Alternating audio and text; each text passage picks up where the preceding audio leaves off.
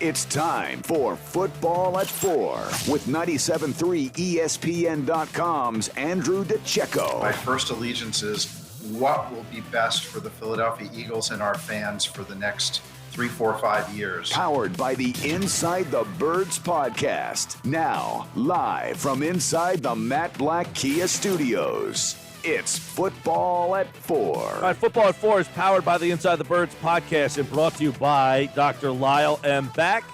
For everything from skincare to cosmetic surgery, go to ilovelylback.com or call 856-MAKEOVER for Dr. Lyle M. Back, proud sponsor of Football at 4. Andrew DiCecco's here on a perfect day because I got a lot of draft questions, and he is the draft master, the draft guru, if you will, of the Inside the Birds team. So when we get into draft, DiCecco's the man. And the latest mock draft from Mel Kiper Jr. out today that I was taking a look at, Sir Broads, and it has a very interesting player going to the Philadelphia Eagles at number 6. And I had said before, I would prefer Patrick Surtain or Micah Parsons. I want a defensive building block, an impact player on defense. But Andrew DiCecco, if there's one wide receiver they take at number 6, JaMarr Chase is the guy that I would sign off on. How do you feel about Chase at number 6? Well, I'm kind of in the same school of thought as you, Mike, as far as getting a defensive building block. But I tend to think that, with Sirianni being an offensive-minded head coach, they need weapons for their young quarterback. It makes sense that they're going to go the receiver route. I'm still not convinced that JaMarr Chase makes it past number 3. But I think that if you're looking at, if you're comparing JaMarr Chase or Devontae Smith, I think I would sign off on JaMarr Chase because, to me, he's an every down receiver. He can work all 3 levels of the field. You don't have to worry about the potential durability concerns. I think that he's also he's a bigger contested catch type of receiver, which the Eagles really need because it didn't work out with J-Jaw. So there's a lot of different variables and aspects to his game that I think would translate well. And it would be a perfect marriage with what the Eagles need. Now, Daniel Jeremiah described him. I thought this was like something that if you don't know much about Chase, number 1, he had him as his number 2 ranked player in his entire draft class.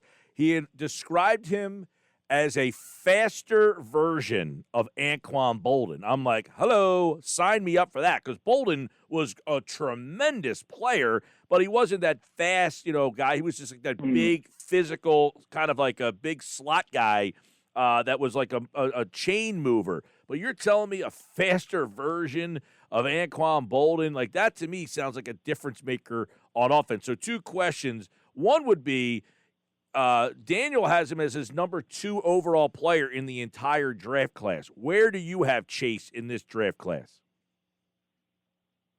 Probably 4 or 5. I mean, 2 is definitely high praise, and he is going to be he is my top receiver on my board.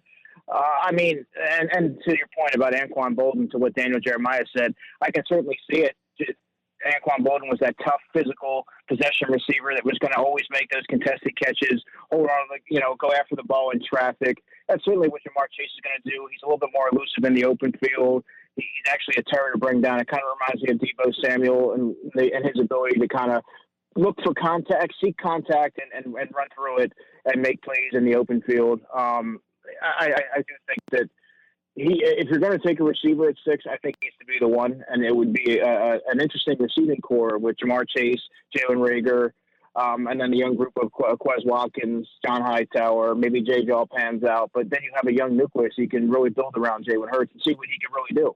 How do you view JaMarr Chase taking the year off from LSU? And I'm not saying this means he's not going to be able to play or anything crazy like that, but, I just want to get your thoughts when someone sits out an entire season, and I know he probably prepared his body and all, but to not play football for a whole year, that's got to do something to you, I would imagine. Yeah, well, first of all, bros, congrats on your new endeavor. This is the last time you and I will be on the air together, so you'll do great. Thank you. Thank you very much. But, yeah, man.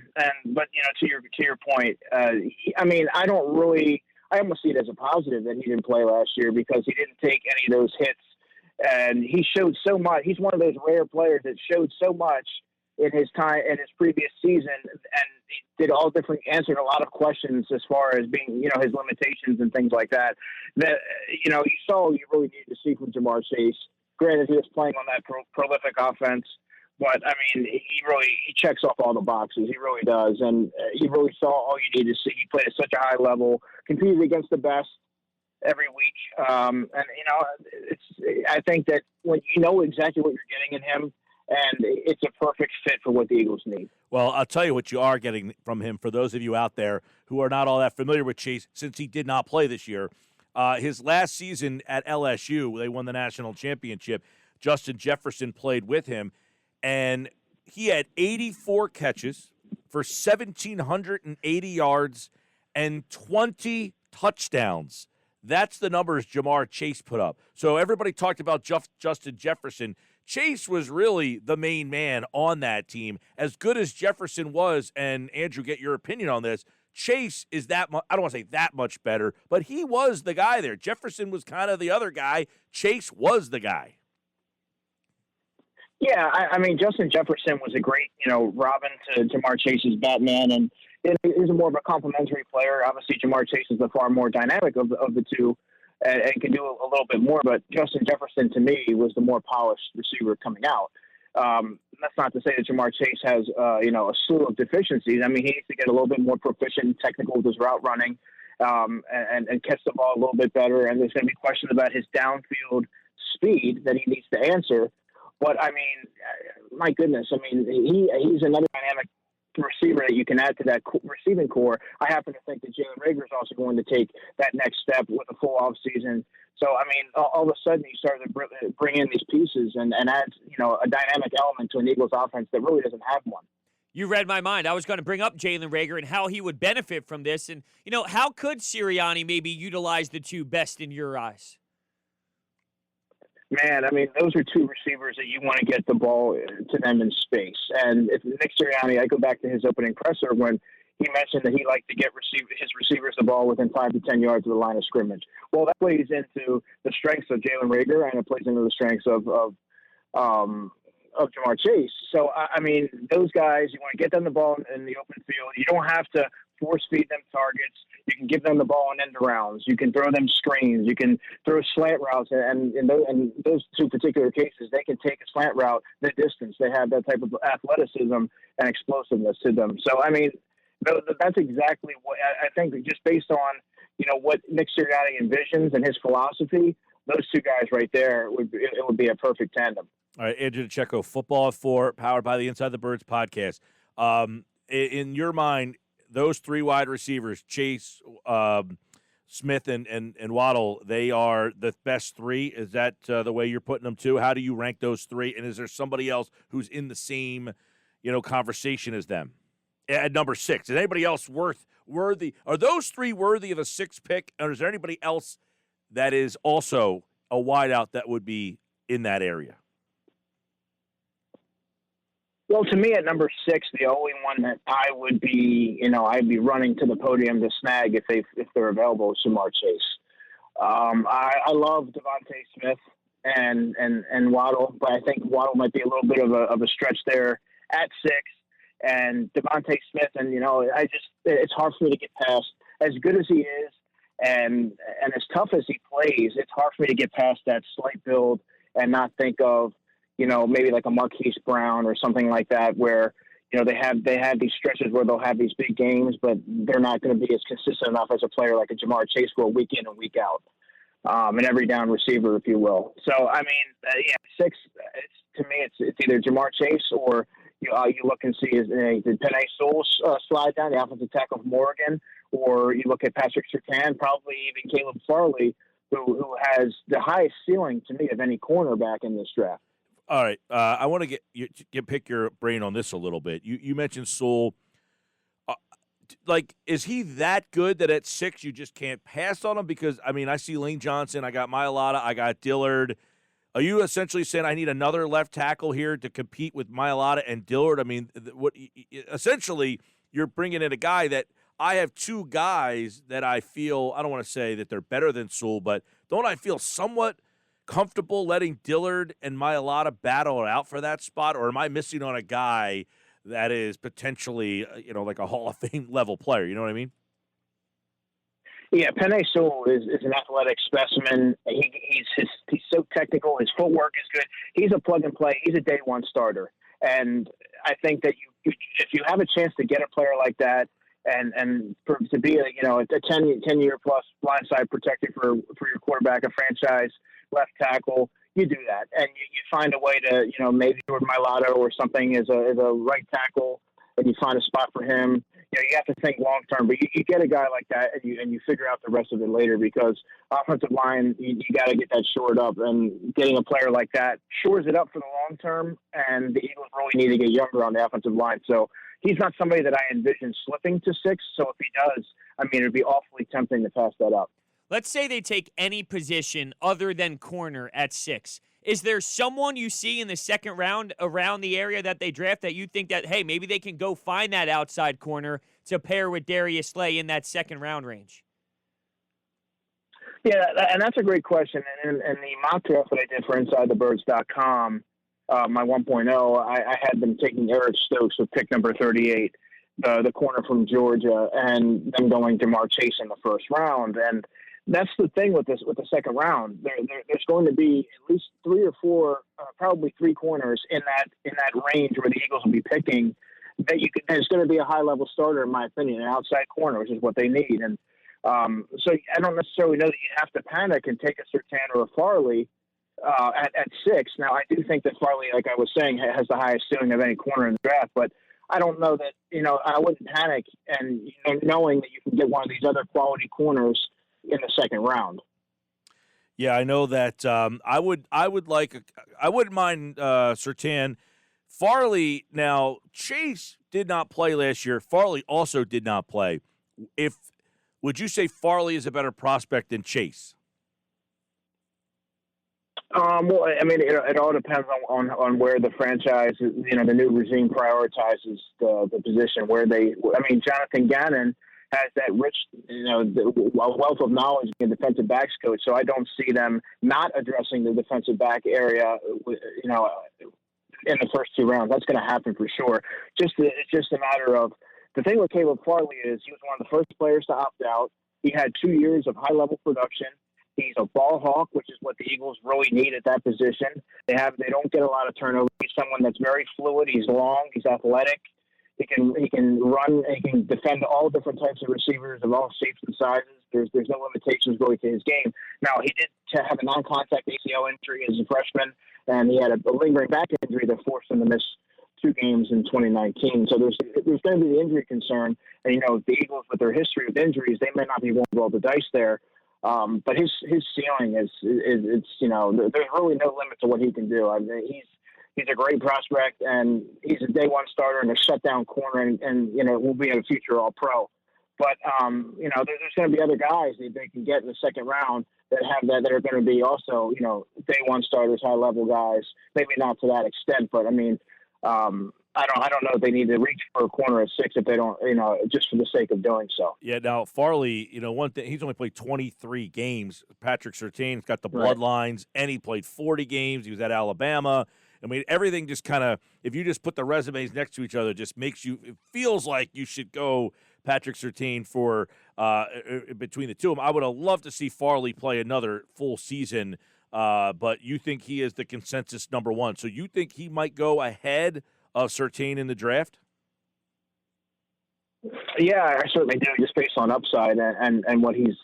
And the thing with Patrick Surtain, he gets his hands on the football quite a bit. I believe he had 24 pass ups over his 3-year career there at Alabama. But there's not a ton of turnover production. He doesn't get a lot of interceptions. And in the NFL, you're going to want to convert a lot of those into turnovers, and that might be a little bit concerning. I know that Caleb Farley has that that back end playmaker potential, and if you're able to get past the injury concern and the limited resume, you look at the body type. He just has this prototypical build. If you have a defensive back-minded coach that can, and a strong support team that can really mold that athleticism and make him a high-level starter, I think that teams are going to be hard pressed to pass him up.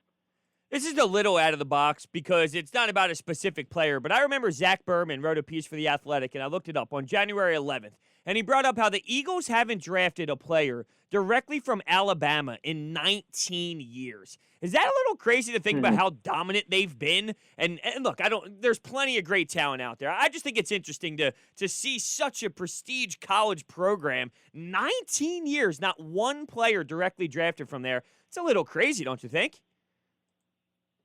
Yeah, I mean, that's pretty wild to think of, given their rich history of success. There's a deep talent pool. It doesn't.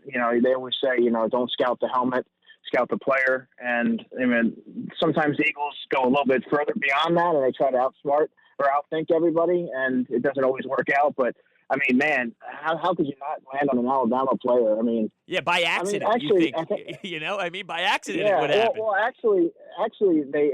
This is jogging my memory. In 2002, they drafted. I guess it was Freddie Millens was the last Alabama player that the Eagles drafted. Not Saron Stacy, the running back Saron Stacy. How long ago was that? Man, that had to be back in the Gene Stallings years there. Hey, real quick, I know we've talked a lot about the quarterbacks, and we probably will continue to, but I heard this today. Greeny brought this up, and it's something that we touched on the last couple of days.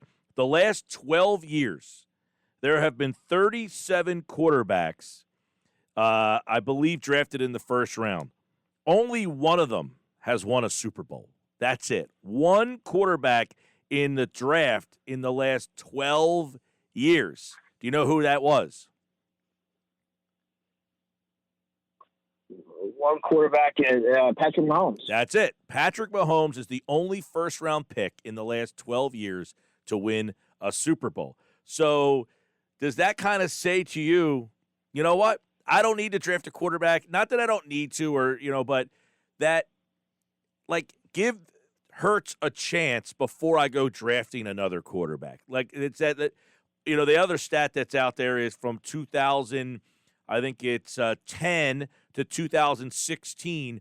Not one of the first-round picks at quarterback are even on the roster anymore. I feel like these teams just go chasing these quarterbacks, and it keeps them in disarray until you finally get one, which could take 3-4 chance turns in the draft.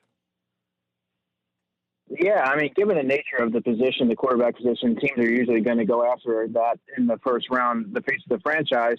But to your point, Mike, I completely agree. Because of, so many teams having that history of whiffing on those quarterbacks, it even more so means that, in my opinion, that the Eagles should look elsewhere with pick number 6.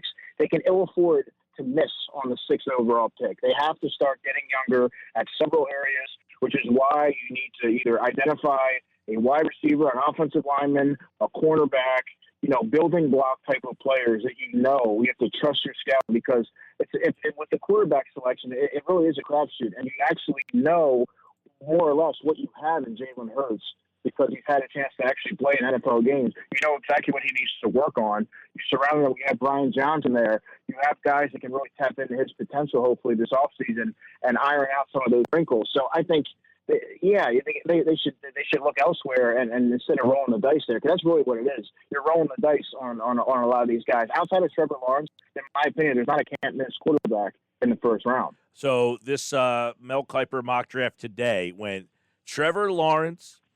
Atlanta trades up to take Zach Wilson at number 2, Devonta Smith at 3, Kyle Pitts at 4 to the Jets, Penei Sewell 5 to the Bengals, and then JaMarr Chase to the Eagles at number 6. So that one there, if that's the way it went, would make for an interesting night. Kyle Pitts to the Jets at number 4, taking a tight end there. Devonta Smith, the first wide receiver off the board, and a trade to get Zach Wilson at number 2. All I know, Andrew, is that this draft is going to be highly anticipated with 5 possible first-round quarterbacks, all these wide receivers. You talked about the corners. We'll talk more about this draft as we get closer. Andrew DiCecco at DiCecco NFL for Football at 4. Andrew, take care, man. Guys, have a great weekend. You do the same. DiCecco, of course, like all guests, appeared via the Boardwalk Honda hotline. And Football at 4 is brought to you by Dr. Lyle M. Back. For everything from skincare to cosmetic surgery, go to IloveLyleBack.com or call 856-MAKEOVER for Dr. Lyle M. Back, proud sponsor of Football at 4. And don't forget, the Inside the Birds podcast dropped this morning at 6 a.m., the very latest Inside the Birds podcast.